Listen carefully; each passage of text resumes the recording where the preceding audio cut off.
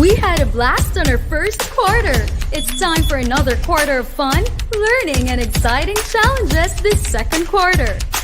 Every Tuesday at 1 p.m. to 4:20 p.m., samahan niyo muli ang ating English elementary tutors. Tutor Jessa and Tutor Arlene, Tutor Rubelin, Tutor Jess and Tutor Rina, Tutor May and Tutor Ira, Tutor Ace and Tutor Ann, Tutor Joni and Tutor Emmy, Tutor Jazz and Tutor Net. Every Tuesday is Choose English Day. Sama-sama nating itulay ang saya, pagkatuto at pagsasanay. Dito lang sa DepEd ETUlay Online Tutorial. #ETUlay Level Up.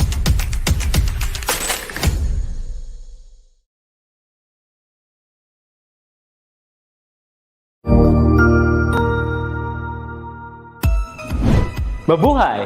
Good day to all! I am your tutor Madge.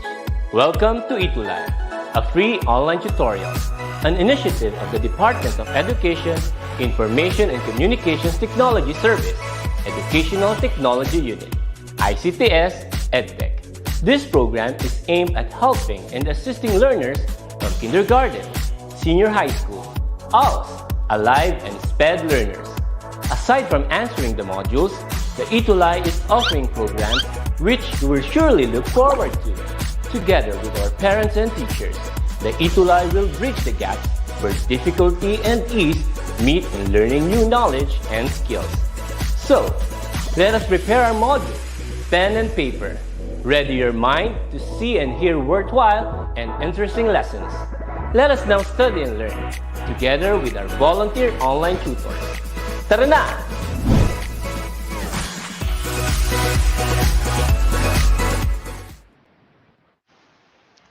Good afternoon, maayong hapon to everyone who's watching us through DepEd EdTech Unit FB page, DepEd Philippines, DepEd TV official YouTube channel.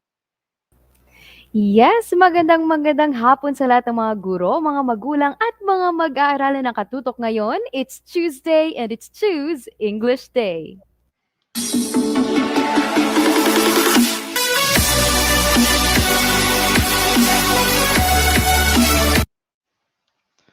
And still on screen, ang inyong alas sa English 4. This is Tutor Ace. At ang inyo namang katuwang tungo sa karunungan, this is Tutor Ann, all the way from the land of sweet surprises, Negros Occidental. Ilabas ang inyong mga matatamis na ngiti dahil simula na naman ang panibagong araw ng pagkatuto.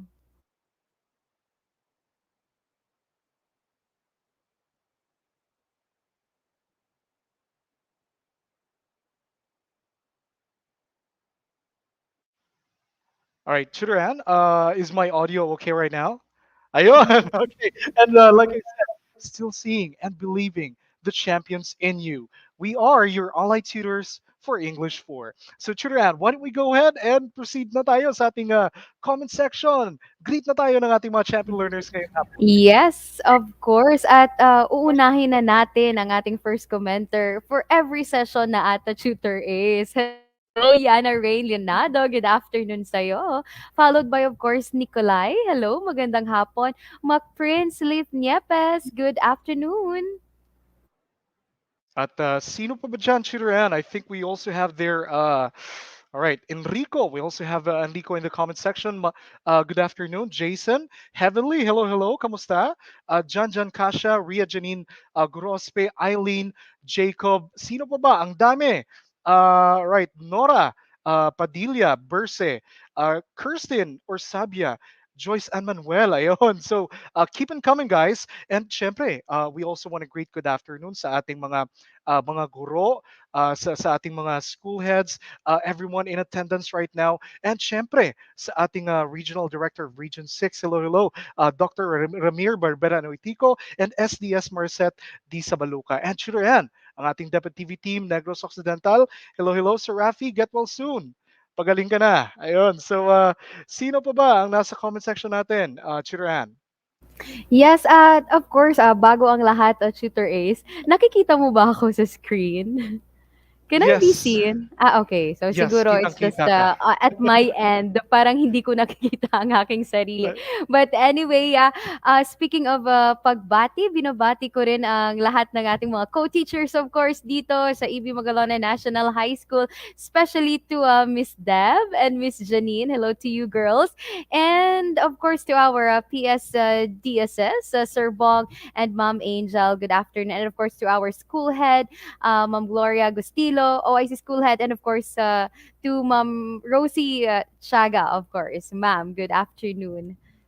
Yes po, maraming maraming salamat sa inyong suporta and ayun, it's actually being flashed on screen right na yung mga pinipin yung mga comments ng ating mga champion learners ngayong hapon. So all right, so proceed na tayo Chirahan. Syempre, we have a reminder para sa lahat-lahat ng ating mga champion learners. Do not forget, laging tandaan, always exercise this whenever whenever mapa-virtual man yan or face-to-face, lagi tayong magrespeto sa kapwa natin.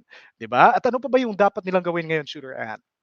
Yes, exactly, Tutor Ace. And of course, di ba alam naman natin that sharing is caring. Kaya tuwing online tutorial session natin, don't forget to share our tutorial session at nang marami pang makasali sa atin tuwing hapon. And of course, Tutor Ace, bago natin makalimutan, starting third quarter, di ba, next quarter na, mag-i-air na tayo sa official DepEd ETUlay Facebook page. Kaya sana you start liking and following the page at so that you would be able to be updated with the recent happenings with regards to our online tutorials dito sa DepEd ETUlay. That is correct, Shooter Ann. Ang dami nating pwedeng i-look forward to sa ating third quarter. And by the way, we want to say thank you kay Lawton for sharing. Eileen, thank you so much for sharing the stream. Zach, McPrince, maraming maraming lahat sa inyo. Maraming maraming salamat sa lahat sa inyo. And syempre, Shooter Ann, na-notice, I think na-notice ng mga champion learners natin, naka-itulay t-shirt tayo ngayon. Sino ba yung papasalamatan natin dyan? Y- Yes, Shooter Ace. Dahil New Year, meron tayong new polo shirt and that's all thanks to Ma'am May Sevilla. Shooter May, thank you so much for facilitating our uniform shirts. Napakaganda, right, Shooter Ace? That is correct, Shooter. And I think hindi ko na, I'm not gonna be changing my t-shirt for the next couple of days. Biro lang. Okay. Thank you po ulit, Shooter May, sa pag-facilitate na magkaroon tayo ng ating Itulay t-shirt for English Elementary. So hindi na natin patatagalin to. Shooter Ann, what is gonna be our topic for this afternoon? Yes, our topic will be all about present time expressions. Yan, Shooter Ace. Ayun. So, uh, medyo recap lang tayo ng ating mga napag-aralan for the past few weeks. We are pretty much in our seventh week. 2 weeks na lang, Chirahan, magka quarter three na tayo. So we've actually come a long way from context clues, mass and count nouns, possessive and collective nouns, personal pronouns, degree of comparison of adjectives, simple present tense. That was last week. And like you mentioned, kanina, we are actually going to be discussing about the present time expressions ngayong hapon. Okay, sabi daw ni Zach Chuteran, ang ganda ng mga t-shirts niyo po, tutors. Thank you, Zach, for Yes, thank appreciating. you. Thank you, Thank you Zach. once again, Tutor May. And syempre, champion learners, magpapasalamat din tayo sa ating reference module. Very comprehensive ng module na to. Ang dali-daling sundan. Of course, we have Region 4A Calabarzon to thank for this module. It's called the Pivot 4A Learners Materials. All right, so Tutor Ann, what do we hope to achieve this afternoon? Yes, this afternoon at the end of the tutorial, our tuties should be able to do the following letter A. The first one is to identify the present time expressions used in the sentences. Second, determine whether the time expression is correctly placed in each statement or not. Next, rewrite the sentences by placing the present time expressions correctly in their proper positions. And lastly is for them to write sentences in simple present tense with time expressions appropriately used. Ayan, yan ang ating mga objectives for Ayun. this afternoon.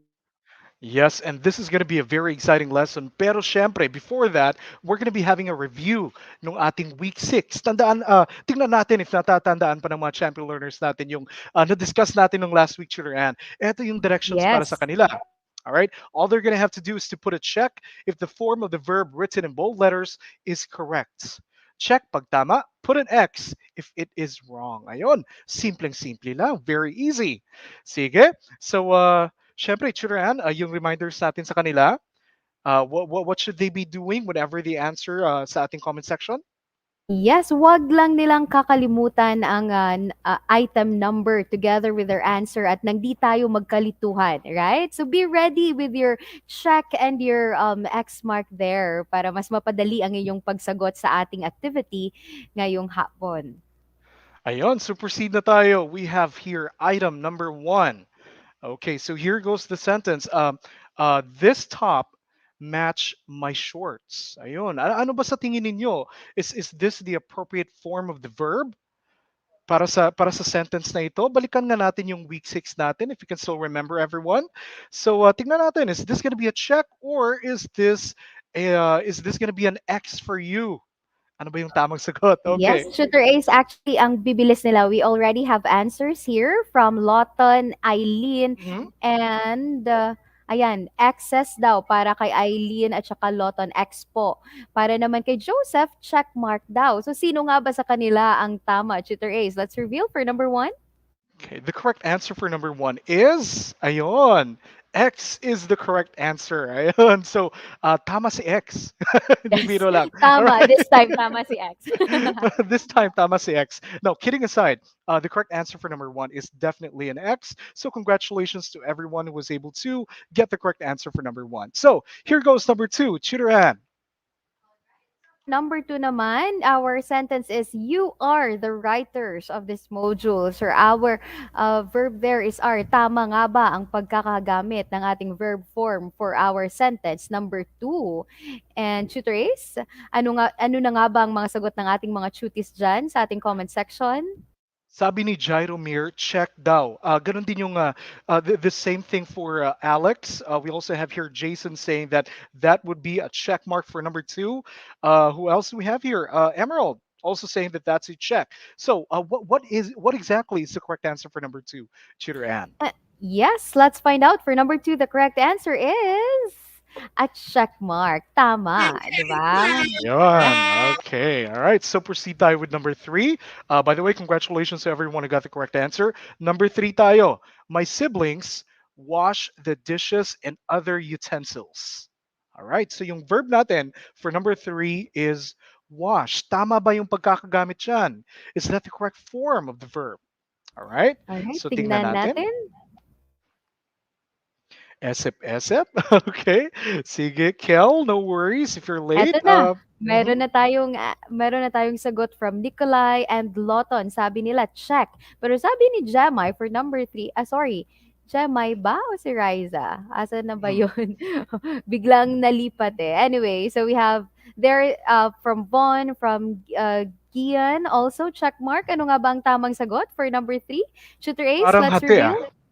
Parang hati yung comment section natin. Tingnan nga natin. So number 3, the correct answer there is actually a check. All right. So congratulations to everyone who got the correct answer. Syempre, dapat nilang tandaan, di ba, Tutor Ann? Always go back to the subject ng sentence na yon. Is it singular or plural?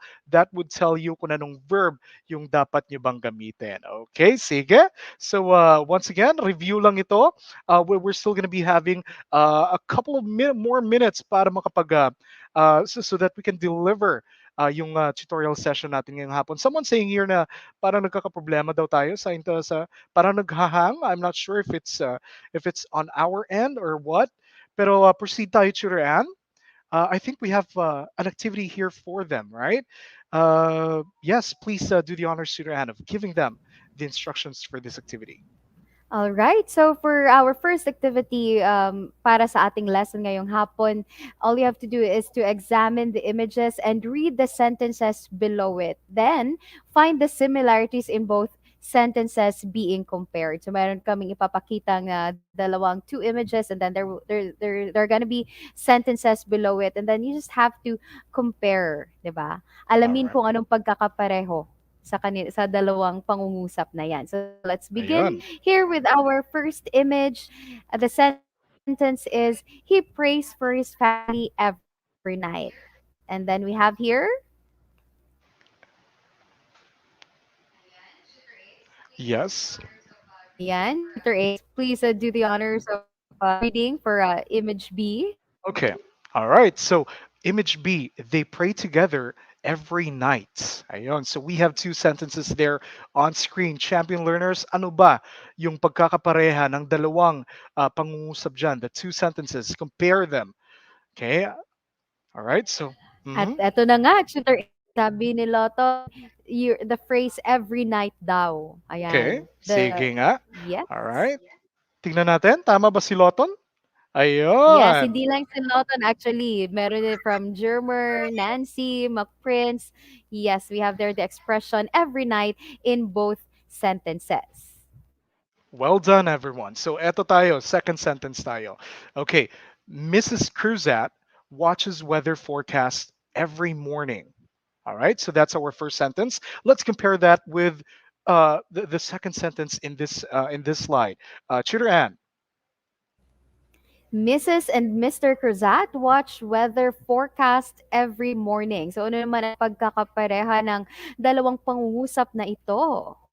All right.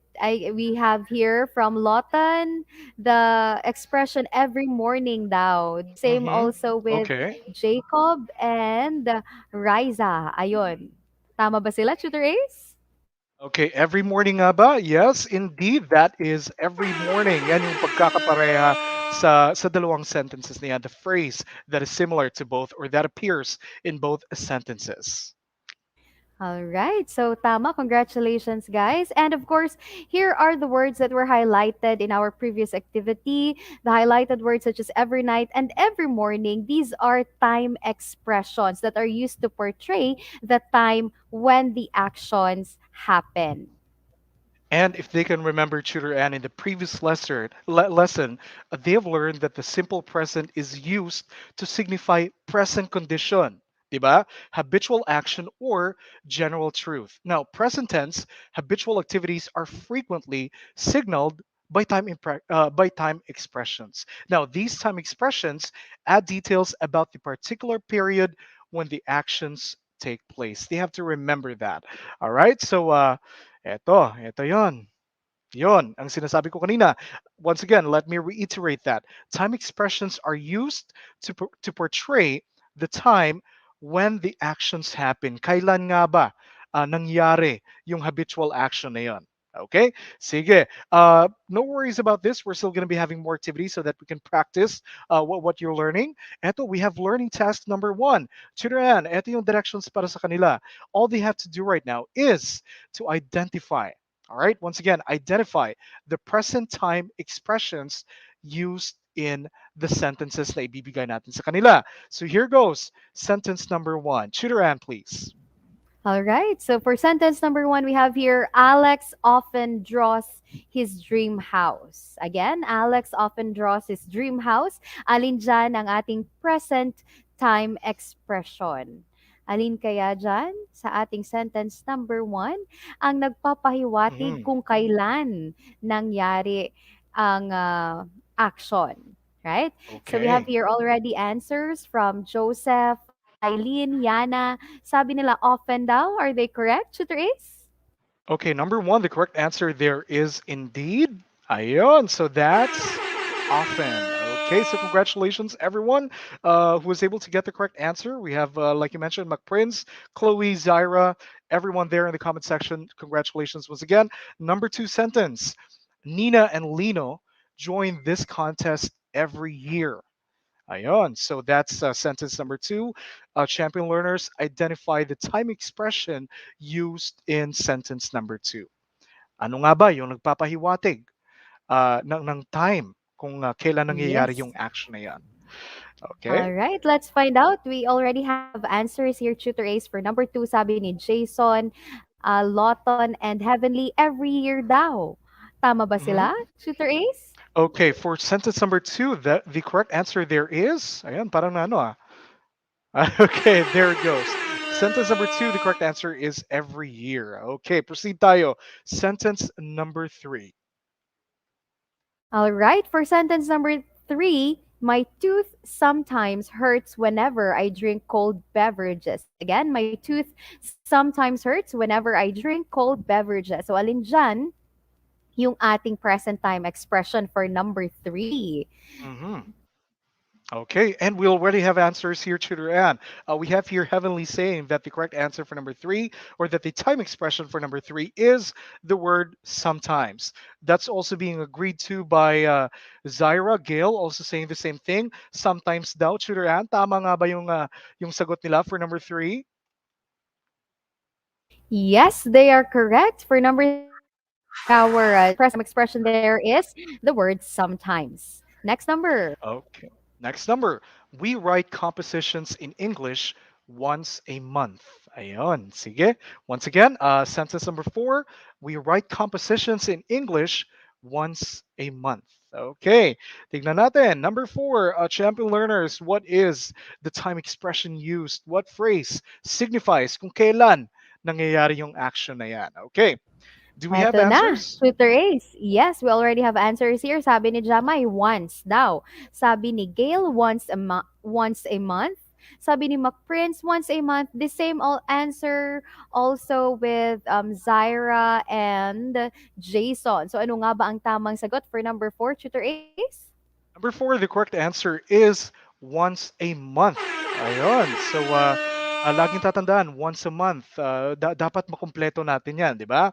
All right. So, congratulations everyone. Kasi pag sinabi natin once tutoran, one time lang yan eh. So importante yon na nadadala natin yung once a month. That is to signify para malaman natin na every month pala ginagawa. Hindi lang once. Ayun. So, konting Yes, reminders na tayo tama. dyan. Okay, number five. For number 5, Mr. and Mrs. De Castro watch the stars every night. Ayan, napaka-sweet naman ng couple na to, di ba? They watch Isang the malaking stars sana every all. night. Yes, sana all, Mr. and Mrs. De Castro. Pero ano nga ba ang sagot for number 5? Ito na, from Kirsten. Sabi niya, of course, every night. Sabi ni McPrince and Yana, every night din. Tama nga ba sila, Tutor Ace? Number five, the correct answer is indeed every night. All right. So, congratulations, everyone who got the correct answer. So, we would like to know for that particular activity, we would like to know your scores. Comment them or comment your scores in the comment section. Okay. So, did you get a perfect score? If not, syempre, lagi naming sinasabi yan dito ni Tutor Ann, okay lang yan. Okay? Tandaan natin kung saan tayo nagkamali and then review lang ng lessons at concepts para mas maintindihan. Okay. Tama yan, Tutor Ace.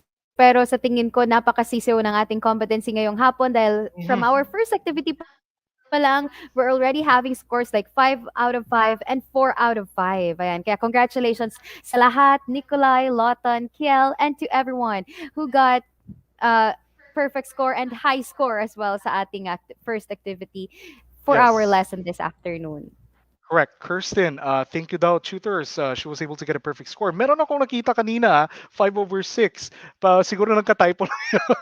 Right? But anyway, syempre, tutor Ann, the activities earlier, what skill did that make them, or did that develop in them? That's for them to identify Mhm. pa lang the present time expressions in the sentence. Ayan. Ayun. Okay. Sige, sige. So, identification of present time expressions. So, proceed na tayo. Okay. So, here goes.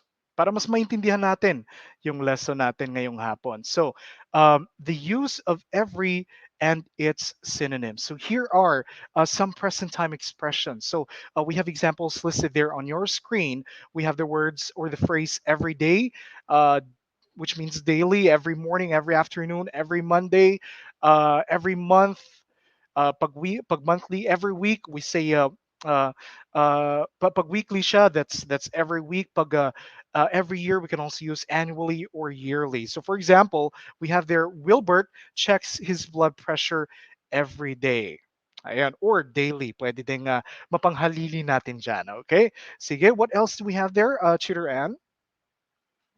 Yes, this time for adverbs of frequency naman. We can state how often actions take place. Ayan. So we have here the expressions that we could use.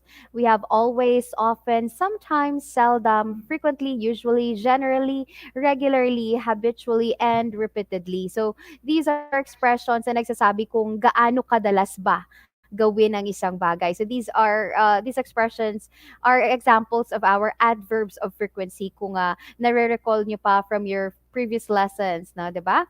So we have an example sentence here. Ara always has salad for dinner. And always take note that these adverbs are usually written before the verb. So nauuna yung mga ganitong klaseng adverbs bago yung ating action word sa sentence. Kagaya ng sample natin dyan. Ayan, Tutor Ace. Yes, yung example natin dyan, Ara always has salad for dinner. Gaya nga ng sinabi mo, usually it comes before the verb. Ayun. So we have here additional time expressions whenever we want to express days of the week with S for repeated actions. Like say for example, if palagi mong ginagawa on a Sunday, so sasabihin natin on Sundays, di ba? With an S kapag repeated. On Mondays, on Tuesdays, on Wednesdays, on Thursdays, on Fridays, and on Saturdays. For example, sentence tutor Ann, I play basketball on Saturdays. It's a repeated action, palagi mong ginagawa, every Saturday mo ginagawa. So, ayan yung pagkakahimay natin dyan or And pagkakagamit natin. yes, tama yan, Tutor Ace. At dahil palagi silang nanonood ng ating English online tutorial on Tuesdays, di ba? Pwede nilang Yon. gamitin yan. On Tuesdays, I always watch Tutor Ace and Tutor Ann in their online tutorial session for English 4. Ayan. Bibigay ko yan Let's sa'yo kasi segue. na-segue mo yan. Ang galing. Alright. Sige. Ano pa ba? What else do we have there, Tutor Ann? Yes, we also have your times of the day. Kagaya ng expressions na ganito, in the morning, in the afternoon, in the evening, at night, at noon, at midnight, or a specific time of the day at 1 o'clock in the afternoon. So we have a sample here. The bus arrives at 1 o'clock in the afternoon. All right. So thank you, Tutor Ann. At syempre, eto pa, additional time expressions tayo. We have once a week. We can also say twice a week or maybe twice a month, 4 times a year, or we can also say all the time. Okay. So example sentence natin dyan. I visit Quezon Province at least once a year. Okay. Sige. So, all right. So paano naman yung placement of time expressions, Tutor Ann? Yeah, so saan nga ba sila dapat nilalagay sa sentence? So note that some time expressions are adverbs of frequency. Yung kanina, time expressions made up of one word, take note of this, including the adverbs of frequency such as always, often, sometimes, seldom, and never are usually placed before the verb rather. So kanina na mention ko na yan. So we have more examples here. I always bring my books with me, and then Andrew often visits his grandparents. So again, kapag one word na time expression or our adverbs of frequency, always make sure that we put it before the verb. Okay, so additional reminders on that, on the placement of time expressions. Now, time expressions made up of two or more words are placed either at the beginning or at the end of a sentence and usually at the end of questions. Para mas maintindihan natin, we have here an example. Okay, so tandaan, kanina sabi ni Tutoran, that's a one word time expression. Ito naman, two or more word time expression naman tayo. Okay, so at 10 o'clock in the evening, all lights are switched off. If you have noticed, it's actually found at the beginning of the sentence, but it can also be at the end of the sentence. Second example tayo. Bianca attends her dance lesson every Thursday. If you've noticed, champion learners, nandun naman siya sa dulo ng sentence. Okay? And what would be the case kapag question naman? What would happen? Okay? Sample sentence tayo. Do you visit your grandparents at least once a month? Okay, tandaan, pag questions, it's found at the end. Ayun, nasa dulo yung time expression natin. Okay, so Tutor Ann, I think it's time for us to check their understanding of the lesson. Could you give them the instructions for our activity? Yes, so let's see if they were able to comprehend those notes on our topic. So, in this activity, all you have to do, very easy, again, is to identify the present time expressions in the sentences. So, again, please don't forget to include the item number together with your answers at nang mas madali namin ma-identify kung saan kayo sumasagot. Kaya, simulan na natin. Shooter Ace, we have here for number one. Ulysses usually cleans the kitchen. So in this sentence, what is our present time expression?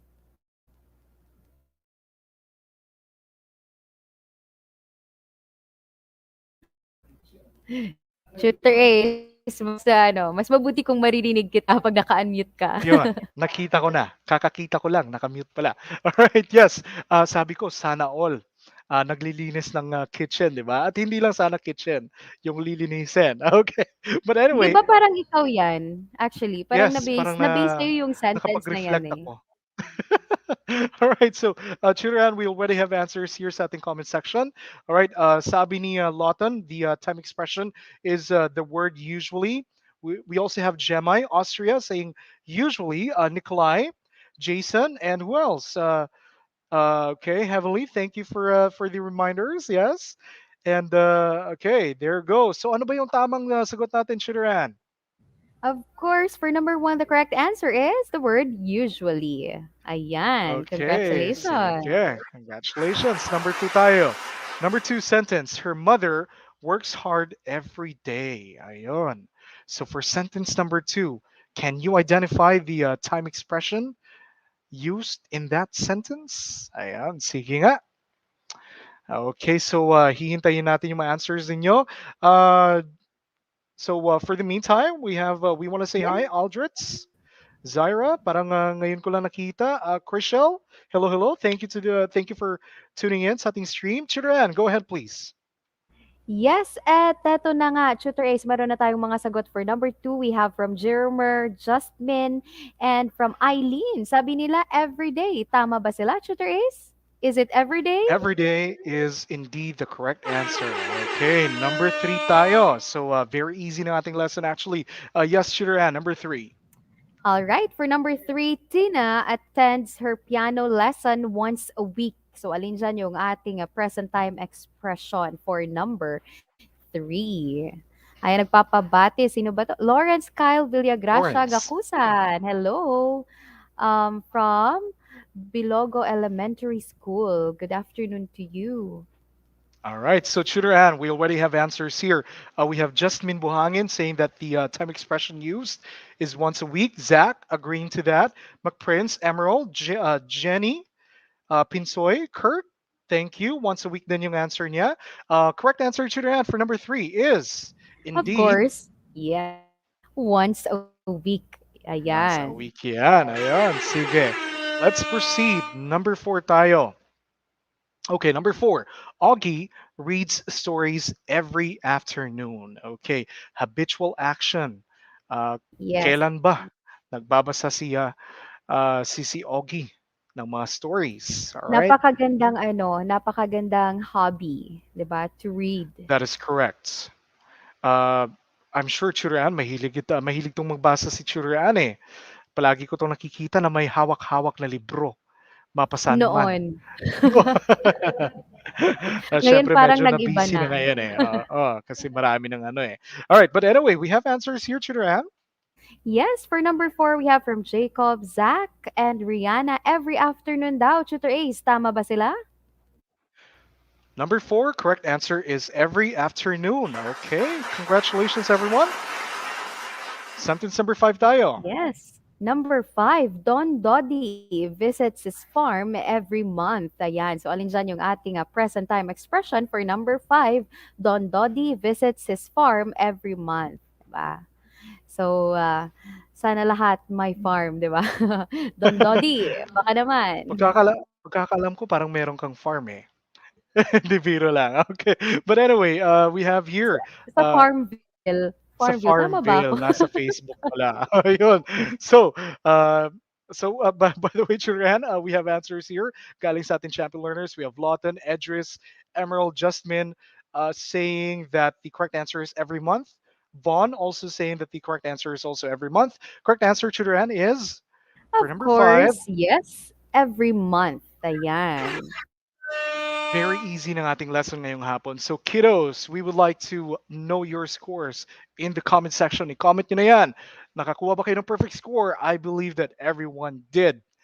All right. So while we're waiting for their scores, Tutor Ann, proceed tayo with another learning task for them. That's Learning right. task number 3. Mhm. Yes, for our third activity, rewrite the sentences by placing the present time expressions inside the parentheses in their proper position. So dito kailangan yung mag-type ng medyo ng mabilisan dahil you have to, of course, rewrite the sentences, and then you have to place the present time expression correctly. So saan nga ba sila dapat ilalagay sa mga sentences na aming ipapakita. Okay, So all let's right. So begin. this is going to be a challenge, correct? And by the way, Tutor Ann, before we proceed, just want to say congratulations. Eto na, pumasok na yung scores nila. I believe that everyone, habang sinascan ko yung comments nila, I believe that everyone got a perfect score. So once again, congratulations. Ang galing-galing ninyo. All right, number 1 tayo, Tutor Ann. The students attend their classes. Yung ilalagay nila supposedly na time expression is every day. Diba? So, eto, this is the challenge for them. Saan ba natin ilalagay yan? Of course, sa ating comment section, tutor A's. Ayan. So, mag-iintay kami. We will give you 30 seconds. Tama ba? Ay, sorry. Parang naglag ata si tutor Al ngayong hapon. We're not on the same channel, no? Nasa ano tayo? Nasa Mars ako ngayon. Alright, so saan nila ilalagay? Nasa dulo ba ng sentence o nasa simula ng sentence? Yun yun. Pero syempre, itatype nila sa comment section. Ayun yun. Sige nga, ang bilis nila mag-type, Tutor Ann. Kakaingit. Exactly, tutor A's. Yes. Eto na nga, meron na tayong sagot from our cuties from a prince. The students attend their classes every day. The same sentence also, or the same answer also, came from Yana Rain and Zach Lian. So ano nga ba ang tamang sagot for number one, tutor A's? So Tutor Ann, if they can remember, kanina diniscuss natin, if it's a one-word time expression, eto yung rule. If it's a two-word time expression, eto naman yung rule. So tignan natin if natatandaan nila. So the correct answer there is actually, Ayan. So, dalawa actually, alternative answer. So, you could mm, actually put every day by the end of the sentence, or you could put it at the beginning of the sentence. Gaya ng ating rule kanina na diniscuss, 'di ba? So, uh, here it is. Here are the answers. So, if you have put the expression at the end, tama. Kung nauna naman, tama pa rin. Ayan. ayun. So this is a two-word time expression. So okay lang yan. Mapasimula man o mapadulo yung paglalagay ninyo ng time expression, that is still correct. Ayun. So congratulations. Sige, proceed tayo. Number 2 tayo, Tutor Ann. All right, number two, my parents visit my advisor. And our time expression here is on Fridays. Ayan. So, saan nga ba dapat ilalagay ang ating time Mhm. expression? Complete na yon. Sa comment section. Sorry, sorry. Alright. So, saan nga ba yung time Saan nga ba? expression? Pero yung sagot sa comment section. Sa Ayan. comment section. Tama yan. Ayun, na-clarify na natin. Nasa Earth na tayong dalawa ngayon, Suran. Nakabalik na. Ayun. So we already have answers. We have here McPrince saying that my parents visit my advisor on Fridays. Lawton also has the same answer. Ito naman, sabi ni Zerina, on Fridays, my parents visit my advisor. Tingnan nga natin. Parang iba-iba yung sagot nila. Suran? All right, let's find out, of course, the answer for number two. Dalawa din. Kasi nga, based on our rule, pwedeng sa hulihan, pwedeng sa unahan. So, lahat ng mga kasagot na my visit my advisor on Fridays, tama. For those who answered on Fridays, my parents visit my advisor, tama pa rin. Okay? And I also wanna add this one, Shooter, and we might not have talked about this one earlier. Pero if you're going to put the time expressions sa simula, sa unahan, lalagyan natin yan ng apostrophe after ng time expression. For example, Comma, if you're gonna, Tutor Ace. my bad, my Yes. bad. I meant comma. Ayun, parang nawawala naman si Tutor Ace. Nasa Mars ulit si Tutor Ace. Nawala ng signal. All right, but yes, I meant comma. Thank you for that one, Tutor Ann. On Fridays, comma, my parents visit my advisor. Ayun yon. So, gaya ng previous example, ano nga ba yung time expression natin for number one, Tutor Ann? If I may go back to that, every day, ayon. If you've noticed, champion learners, every day, if ilalagay ninyo sa simula, there's going to be a comma after that. Every day, comma, the students attend their classes. So, konting reminder lang naman yan. Okay? Para swak na swak yung ginawa nating sentence. Sige nga, we would like to know their scores in the comment section. Comment ninyo. Tingnan natin if you were able to get a perfect score. And eto na, yung pinakahihintay natin habang hinihintay Yes. natin, habang while we're waiting And for their scores. Mhm. our final assessment for this afternoon. Truths, all you have to do is to put a check if the underlined present time expression is correctly placed in each statement and an X if it is not. So check mark again at saka X mark ulit ang ating gagamitin sa ating final assessment this afternoon. At gaya nga ng aking expectation, ang dami nilang naka-perfect sa ating third activity, 'di ba? So parang easy peasy lang ang ating lesson for this afternoon, Tutor Ace. Kaya congratulations sa lahat ng mga naka-perfect score and to everyone who participated. All right, so once again, check if tama, X if mali. All right, number one tayo. Fiona chooses me always as her partner. Tama ba yung pagkakalagay ng time expression natin dyan? All right, so we're gonna wait for your answers. Eto na, actually, Tutor Ace from Heavenly, sabi niya, check. Mhm. Tama daw. Sabi ni Yana, Okay. X, mali daw. Pero sabi ni Mhm. Zarina, X din. So ano nga ba ang tamang sagot for number one? Si Evangeline, I think parang nasaktan ito kasi yung nilagay niya is X, yung EX. Ayun. Ang sakit nun. All right, so number one Yeah, tayo. yung X. Hmm. Yes, for number one. Parang may tugtog Number pa ako, one. pero wag na lang. Para may ihuhugot ka, Tutor Anna. All right, but anyway, the correct answer for number one, champion learners, is actually an X. All right, bakit kaya? Ayan. Hmm, Let's ipakita natin kung ano nga ba yung tama na na yun. pagkakasulat dapat. So we have here, it should be Fiona always chooses me as her partner. And if you could still recall sa ating rule, kapag adverb of frequency, nilalagay natin yan before the verb. Yes, please do not forget that we usually place that before the verb. Okay? Sige, number two tayo. For number two, we have here our sentence, he never forgets my birthday. Ayan. So, tama ba o mali ang pagkakalagay ng never sa sentence? Well done, Clint. Tama ka. Adverb of frequency should be before the verb. All right. Sige.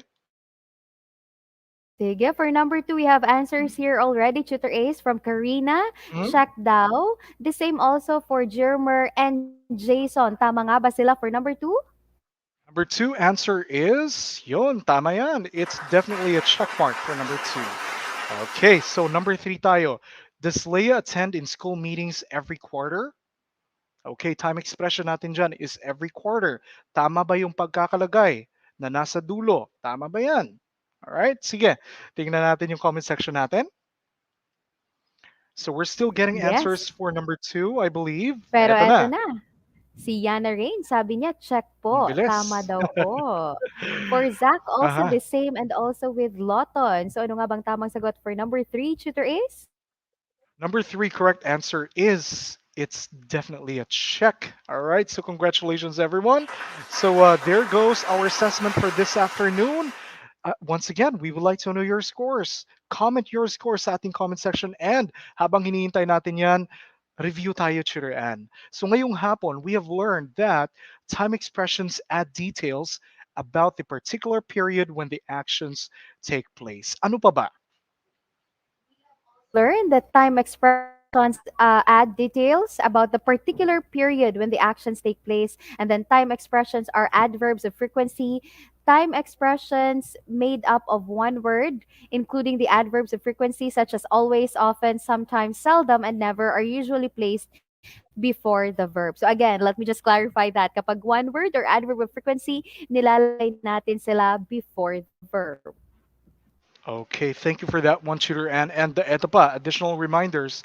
Time expressions made up of two or more words are placed either at the beginning or at the end of a sentence, and usually at the end kapag question naman. All right, sige. So, tingnan nga natin yung scores nila before we discuss our additional exercise for them. Congratulations, everyone. Rihanna, who else? Kate, Kurt, all right, Evangeline, 3/3. We also have others in there who got 2/3. That's okay. Balikan lang yung lesson natin. Balik tayo sa rule kung bakit kaya iba yung sagot sa particular number na ito. But nevertheless, congratulations, everyone. Etong para sa inyo. Ayun. Sige. Tutor Ann, go ahead, please. Yes, once again, congratulations, and I know that you are ready for these for this additional exercise. Ito para sa inyo to, where you could do this at home. So all you have to do is to write sentences in simple present tense, telling the functions of each community helper listed below, and also you make sure to use appropriate time expression. So gamitin sa pangusap ang nurse, doctor, teacher, police officer, and farmer, and make sure to use again the simple present tense of the verb and also a time expression. And we have a sample here on the side. Kagaya nito, we have here every Saturday I look forward to see the nurse at the clinic. So I have underlined there the present time expression every Saturday, and then I also underlined there the verb which is look also in the present tense, and of course yung ginamit natin na community helper, of course, who is of course our nurse. So to clarify things, mas maigi kung naka-underline yung mga terms na ating ginamit. So again, make sure naka-simple present tense yung verb and also use time expression. So take a screenshot now of your additional exercise at nang di nyo makalimutan ang ating directions. Yes, and syempre, Chiran, that is correct. They must always look at the example para may format sila kung paano nila ito gagawin if medyo unclear yung directions. Pero we have it there. It's already flashing on your screen, so take a screenshot right now. Okay? Sige. And syempre, where are you supposed to send that? Send nyo lang sa ating Facebook page, ETUlay English 4 with Tutor Ace and Tutor Ann. Okay? All right. So, what are we going to expect next week, Tutor Ann? I believe this is week 7, diba? So we only have 1 week left for quarter 2. So which means, Tutor Ann? Yes, hindi yan, Tutor Ace, hindi lang siya ang ating last online session for quarter 2. At hindi lang ipe-present natin yung ating last lesson for quarter 2, but also it's gonna be our grand quiz day kung saan we will be able to determine once again our 10 English 4 champs for second quarter. Ayun. So eto, parang nahuli yung yung effect. Sige, so 10, tandaan, 10 English 4 champs. Now, syempre, week 8, we're still going to be discussing our lesson for week 8. But after that, we are going to be providing you with a link for an offline quiz via quizzes. And then doon natin kukunin yung ating 10 English 4 champs. So, be there next Tuesday. And syempre, in behalf of the entire English Elementary team, ETUlay team, headed by Dr. Rubilin Pastrano, maraming salamat sa inyong suporta at pagtutok ninyo sa ating ETUlay session ngayong hapon. If you have feedback, please do not hesitate to fill out our ETUlay feedback form. The QR code is flashed on screen and the link is also there. So what else can they do, Tutor Ann, if they want to provide feedback to us? Yes, also they could email us at edtech@deped.gov.ph. At ayan na nga, susunod na for English 5 tutorials, Tutor Emmy and Tutor Joni. And once again, everyone, this is Tutor Ann. And this is Tutor Ace. Maraming salamat sa pagtutok. See you next week.